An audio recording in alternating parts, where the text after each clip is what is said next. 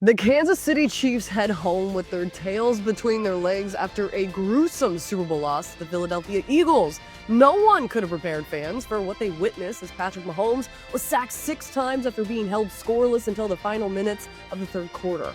An absolute collapse sent the Chiefs' dreams of a three-peat out the window. So what went wrong? Well, we're going to break it down.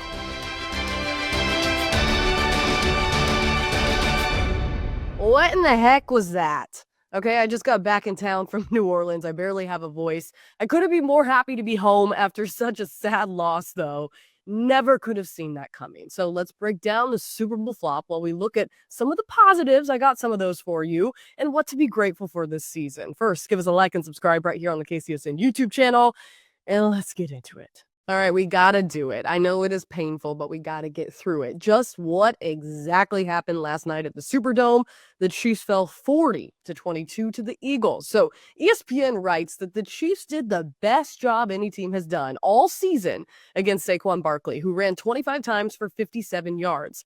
The Eagles went 3 for 12 on third downs, failed to convert their only fourth down, turned the ball over in the red zone, and averaged 5.1 yards per play, fewer than the Chiefs. All of that sounds like the sort of game that the Chiefs would expect to win given what they're capable of doing on offense. All of that is true, and the Chiefs still fell behind 34-0 during the third quarter precisely because of what they couldn't do on offense. Mahomes finished the night with 257 yards, going 21 of 32, along with a 65.6 completion rate, 3 touchdowns, 2 interceptions, and 6 sacks. Most notably, Mahomes was shut out in the first half, going 6 of 14 for 33 yards with 2 interceptions. Those 33 yards were the fewest Mahomes has ever posted in the first half of any NFL game. But the key to the game? It was no blitzing. The Eagles didn't blitz once on Mahomes' 42 dropbacks. The Eagles defense rushed 4 players 39 times and 3 players 3 times, while Kansas City's left tackle issues were brought to center stage. After pushing Tooney out to left tackle, the Chiefs kept him there for the remainder of the season. So with Mike Caliendo stepping in at left guard, leaving the Chiefs with 2 subpar starters at 2 spots as opposed to just 1. Now, Yahoo Sports writes, in front of Mahomes was an offensive line that looked completely out of sync and overwhelmed against the Eagles' defensive line, which needed 0 blitzes drawn up to get significant pressure on the quarterback. For a team that is used to having every answer, being able to pull out every close win and have Mahomes cover for any shortcomings, even when he isn't playing at his very peak, well, Sunday's empty post-game spoke volumes. Now, players did go share their thoughts on the game afterwards on Twitter. Mahomes saying, appreciate all the love and support from Chiefs Kingdom. I let y'all down today. I'll always continue to work and try to learn and be better for it. Want to give thanks to God for every opportunity he has given me. We will be back. Safety Justin Reed also wrote, today didn't go our way, but I am proud of what we were able to accomplish this year and the last 3 years together. I love Kansas City. I pray this isn't the end, but if it is, I just want to say that I love and appreciate every single one of you that welcomed me and supported my family here. You are in my heart forever. The rookie Xavier Worthy also expressed his thanks, saying, Super Bowl appearance rookie year, beyond blessed. Appreciate my dogs, man, going out there and going to war all season, but this isn't the end. This is nothing but motivation and something to build on in the offseason. The veteran also chimed in, DeAndre Hopkins, tweeting out, forever grateful to be a part of the Chiefs organization.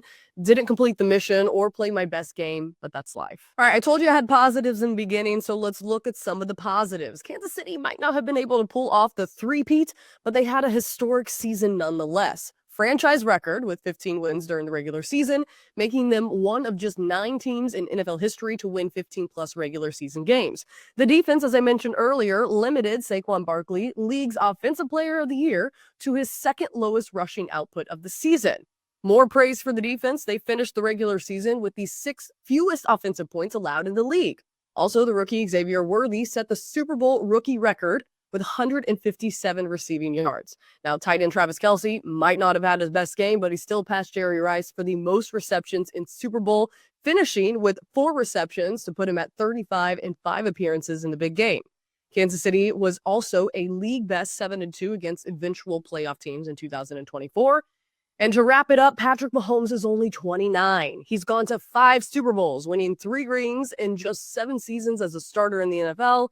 more greatness to come. So the 2024 season is now officially over as Kansas City shakes off a very gruesome loss. They have to quickly turn their attention towards 2025. With the offseason madness approaching, let's go over some key dates and key players and coaches whose time in Kansas City might be coming to an end. So the new league year, it's going to start on March 12th, meaning we're just about a month away.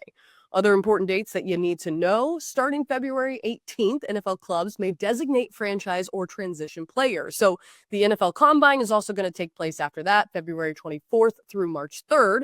And then the following day, on March 4th, clubs must be done designating franchise or transition players. So the franchise tagging period runs from February 18th up until March 4th. Now, from the 10th to the 12th in March, that's the negotiation period, which means that teams are permitted to contact and enter into contract negotiations with certified agents of players who will become unrestricted free agents upon the expiration of their 2024 player contracts. At the end of this 2-day period, on March 12th, 2025, league year and free agency signing period begins, which means the trading period is underway as teams prep for the draft at the end of April. So Kansas City has a lot of players who are going to become free agents. Here is a list, a lot of key guys on here. Guard Trey Smith, linebacker Nick Bolton, safety Justin Reed, defensive end Charles Omenihu, defensive end Tarshawn Wharton, wide receiver Marquise Brown, wide receiver DeAndre Hopkins, and wide receiver Justin Watson. Now, extension candidates include cornerback Trent McDuffie, offensive lineman Joe Thuney, and defensive end George Karlaftis. According to ESPN's Matt Miller, Kansas City has a whopping $11 million in cap space and just 6 draft picks, 4 in the first 3 rounds at least, which makes a very interesting offseason as Brett Veach looks to retain and bring in new talent with very limited money. We also have to address the Travis Kelce retirement conversation. Will he stay or will he go? Kelce just finished the first year of a 2-year contract with the Chiefs. If he comes back, he will carry a $19.8 million cap hit for the 2025 season. Also, what coaches are going to be departing Kansas City? Now, we already know that head coach Andy Reid confirmed earlier this week he will return as the head coach for his 13th season with the Chiefs. Now, Terry Braden, the assistant defensive line coach, will not return as he is joining the Nebraska Huskers for their coaching staff. Defensive coordinator Steve Spagnuolo, he might not be back as well as he's continued to interview with multiple teams for their head coaching vacancies, along with offensive coordinator Matt Nagy. Now, the Chiefs have already lost their assistant general manager, Mike Borgonzi, to the Tennessee Titans. Could they also be losing their special teams coordinator, Dave Toub? He might be on his way to retirement. Toub arrived in Kansas City along with head coach Andy Reid in January of 2013, and if he stays in 2025, he will be entering his 13th season with the Chiefs. Now, according to ESPN's Adam Schefter, Toub's contract expired following the 2023 season. He re-signed on a 3-year deal. So there is no doubt that there is a lot to think about as the offseason is now officially here. All right, folks, that does it for another episode of Chiefs News Daily. We will be back again tomorrow to talk through some of those off-season topics. In the meantime, we ask that you like and subscribe right here on the KCSN YouTube channel. Have a great rest of your Monday. Recover. I'll see you guys here on Tuesday.